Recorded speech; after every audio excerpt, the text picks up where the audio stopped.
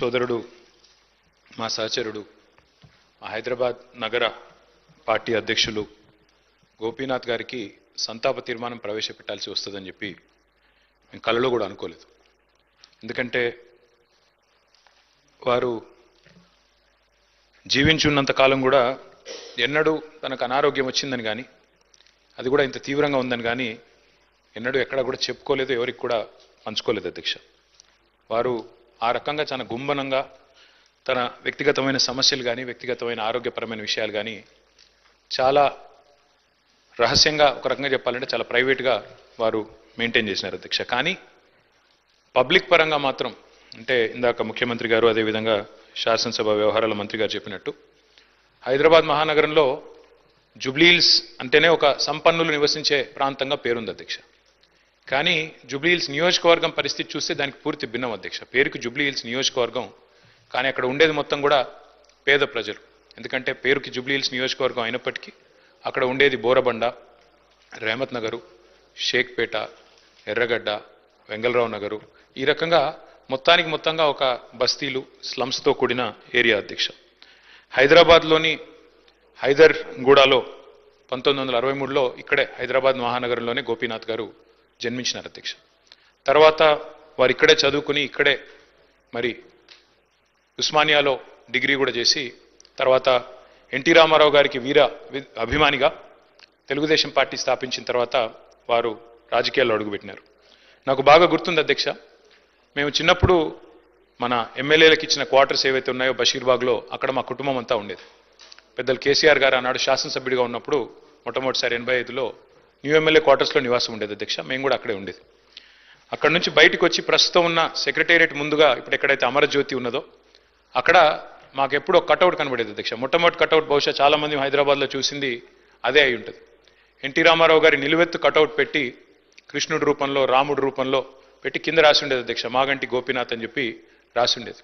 ఒక రకంగా చెప్పాలంటే హైదరాబాద్లో ఈ కటౌట్స్ కల్చర్ కానీ, రకంగా చెప్పాలంటే ఆనాడు తెలుగుదేశం పార్టీ అధికారంలో ఉన్నప్పుడు ఈ రకంగా మరి ఒక పర్మనెంట్గా ఒక కటౌట్ తనకంటూ ఏర్పాటు చేసుకున్న నాయకుడు మాగంటి గోపీనాథ్ గారు.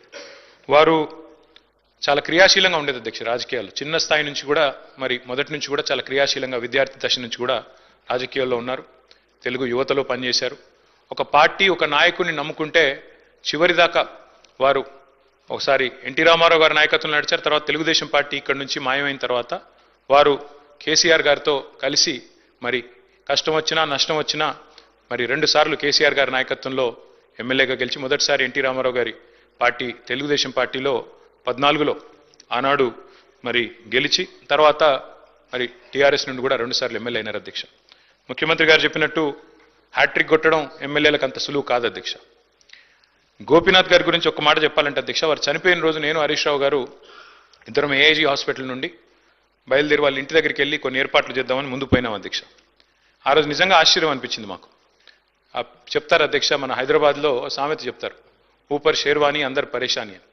అక్కడ పోయిన తర్వాత నేను హరీష్ రావు గారు నిజంగా ఆశ్చర్యానికి లోనేను. గోపీనాథ్ గారు ఉండే ఇల్లు ఒక మాదాపూర్ ఆ ప్రాంతంలో చాలా చిన్న ఇల్లు అధ్యక్ష. నాకు తెలిసి 250-300 గజాలు కూడా ఉంటుందో ఉండదో, చాలా చిన్న ఇల్లు.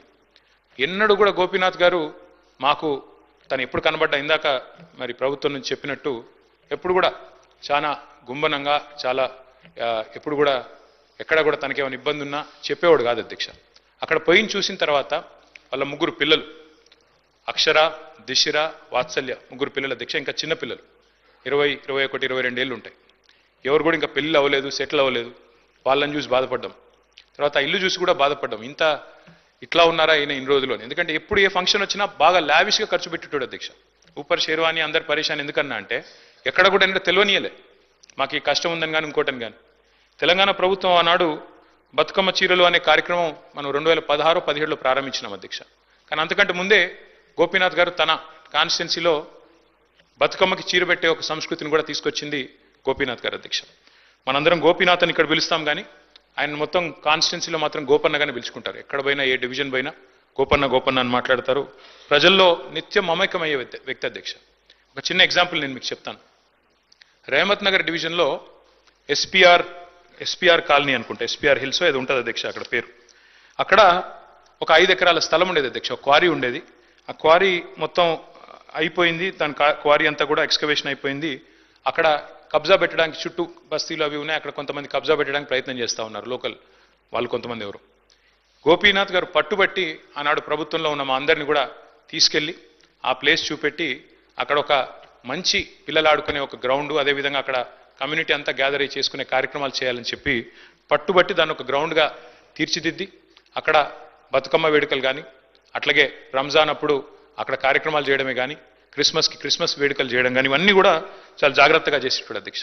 దాంతోపాటు అధ్యక్ష వారు మరి బతికినంత కాలం ఒక మాస్ లీడర్గా ప్రజల మధ్యనే ఉంటూ ఎప్పటికప్పుడు డైనమిక్గా తిరుగుతూ అర్ధరాత్రి సమస్య వచ్చినా అపరాత్రి సమస్య వచ్చినా అధికారులను వెంటనే సంప్రదించి పనులు చేసి పెట్టే ఒక మంచి మనస్తత్వం ఉన్న నాయకుడు అధ్యక్ష.